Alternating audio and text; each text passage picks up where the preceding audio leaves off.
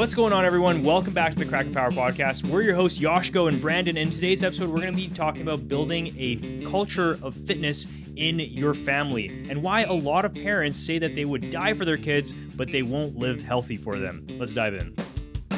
Welcome back to the Kraken Power Podcast.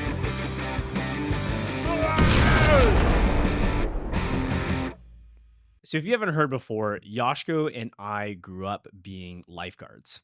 And part of being a lifeguard is you have to teach kids how to swim. And there was one very stark difference that I noticed between the parents of the kids that I used to teach. Now, the kids who really enjoyed being at the pool and the ones who actually excelled in swimming were the parents who had engaging parents. And the ones who were more afraid of getting into the water and the ones who were a little bit slower to learn were often the parents who were sitting on the bleachers on their phones during the swim lessons. Would you kind of agree with this? Yeah, for sure. Exactly. And you'll see the parents just leave them. They wouldn't even be watching or anything. Yeah, it's like you drop them off and you're like, okay, 30 minutes to myself. Yeah. While my kid goes and picks up a new... blame parents for that. I totally understand how hard it is. You don't have time for yourself and everything. It's like, oh, I got 30 minutes just to be on my phone for a bit. Yeah, I get it. But I remember talking to one of the moms of the kids that I was teaching, and this one daughter was having a little bit of a harder time. And then out of 1 week away, she missed a week of swimming lesson. She came back the following week. She knew how to swim. And I was like, what did you guys do? She's like, oh, we went to Hawaii.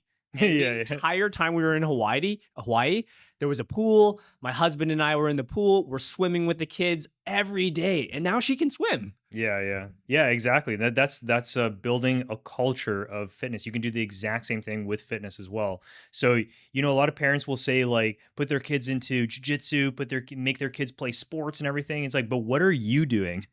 You're just sitting at home or just watching your kid do it, and then you're yelling at them when they're not doing well or when you want to push them harder. But why don't you push yourself as well?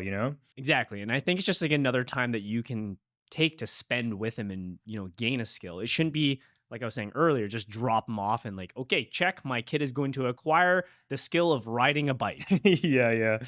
So I remember before one of my best friends when I was a kid, he was so good at soccer, but it's because his dad would take him out onto the pitch every single day, and they would practice juggling balls and shooting and passing every single day, and he obviously crushed. But it was because his dad was there pushing him all the time. And his dad probably wasn't the best soccer player, but he was there. And we also have some parents at jujitsu as well. Their kids go to jujitsu and then they go to jujitsu as well. And obviously their kids are really good as a result. Yeah. And it's the kids who I find that really excel at jujitsu aren't the ones who had parents who are really good at jujitsu, sometimes. It's the ones who, start off jujitsu and then the parents are like, you know what?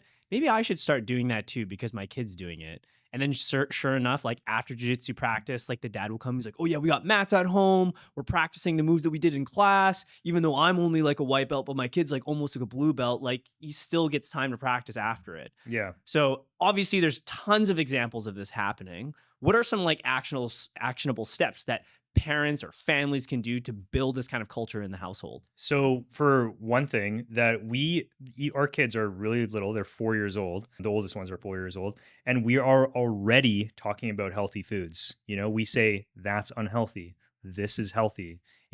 Oh, Dad, can I have a chocolate? No, that's unhealthy, and they maybe don't fully understand it yet that it's unhealthy, but I've caught them before saying, Amelia would say oh, can I have a chocolate? And then Sophia would be like, no, that's unhealthy, And so, yeah, they do learn from those kind of things. And then also another thing that we started doing was family nighttime stretching as well. So what we'll do is in our living room, we'll do a little bit a mobility circuit. I'm doing my own thing. My wife's doing her own thing as well. And then the kids, they're just doing anything they want, and most of the time they're barely even paying attention. But it's I could go stretch by myself inside a room and have probably a more effective stretch, but I want them to see that it's oh, Dad's stretching, and so then they know that it's okay, when I get older, I'm going to be participating in this as well. Yeah, totally. And what you're doing is you're being a good model for your kids. Another good example of this is actually my jiu-jitsu coach, Jason Gagnon. This guy, he's kind of a maniac, but is one of those guys who'll work out in his garage gym religiously. Like every morning he's up at like 4 a.m. so he can get in like an assault bike, or he's like deadlifting, doing cleans and such. And if you see his like kid on Instagram, he's hyped to get into this gym, doing just like box jumps, burpees. He'll just yell out to his kid, "Hey, Deacon, just do some burpees." And he's just going. And it's not because it's like a punishment. It's like he really enjoys that form of exercise as like an activity that he associates that his dad enjoys too. Yeah, exactly. So that's like one end on the extreme, right? Like if your kids are just going to be following whatever you do, right? So then if you're doing jujitsu and you're working out all the time, they're very likely going to do the exact same thing. But also just like don't think that you have to go all the way to that extreme, right? You don't have to be working out all the time. You can do very simple things like like family stretching routine, going for a walk after dinner every single day. Like this is what we do. We eat dinner and then we go for a walk. It's very small things that you could just incorporate into your entire life and build that culture of fitness and health. And you start off small and work your way up. Maybe eventually you get your garage gym and you're just training with your kid every single day. But yeah, it's the baby steps. Now, one thing I kind of very brought up very briefly earlier was like some parents will actually use exercise as a punishment. Like they do something bad and you're like, "Hey, do 10 push-ups right now," like in front of everyone, humiliate them in front of everyone at a restaurant. You're like, "Hey, you shouldn't hit your sister like that. Do 10 push-ups right now on this dirty floor." And instead of pushing them into something as exercise as a positive thing, that like reinforces it as a negative thing. Have you seen this before? Yeah, or like a very common would be like your kid doesn't do well in soccer, so then you make him go practice soccer even more. Or run laps. And this was also brought up on like the problem with wrestling, right? Was that they built a culture of fitness as punishment in wrestling versus jujitsu. They don't really have that. Like, especially in schools here in Vancouver, there is no like form of punishment in jujitsu where you're like doing laps around the gym, you're doing push-ups and burpees and all that stuff to like build your cardio. You're just doing jujitsu and you're having fun with it.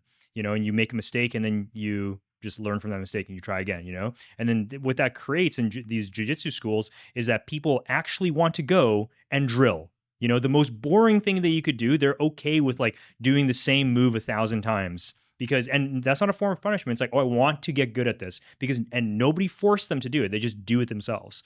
And that's exactly what you want to build inside your family as well. Instead of like making them do it, it's just like, build that culture of like, "Oh, we want to just get better," So, what could be a philosophy that families model after that is almost like the Kraken way? The one thing that I really think would benefit a lot of families, if you just look at fitness being something that should be lived, not just a part of your schedule, not something that you just insert into your schedule, 3 p.m. soccer class or 4 p.m. dance class, or like, oh, like having some sort of diet restriction or something. It should be something that you live every single day. But don't feel like overwhelmed, like you have to start exercising every single day as a family or anything. Start small, work your way up. And you know what? That's something we actually embody at Kraken all the time, isn't it? Yeah, for sure. The one thing that I really want people to walk away with is that fitness should be something your family lives, not just a part of the schedule, not just, soccer practice inserted at 3 p.m. or dance class inserted at 4 p.m. or forcing your kids to eat foods that they don't like. It should be a whole lifestyle, from stretching with your family, going for walks as a family, and having foods that your kids enjoy and that you enjoy, and just having that general healthy lifestyle together, not just forcing it on your kids. So that's pretty much it. Hope you guys enjoyed that episode, and we'll see you in the next one.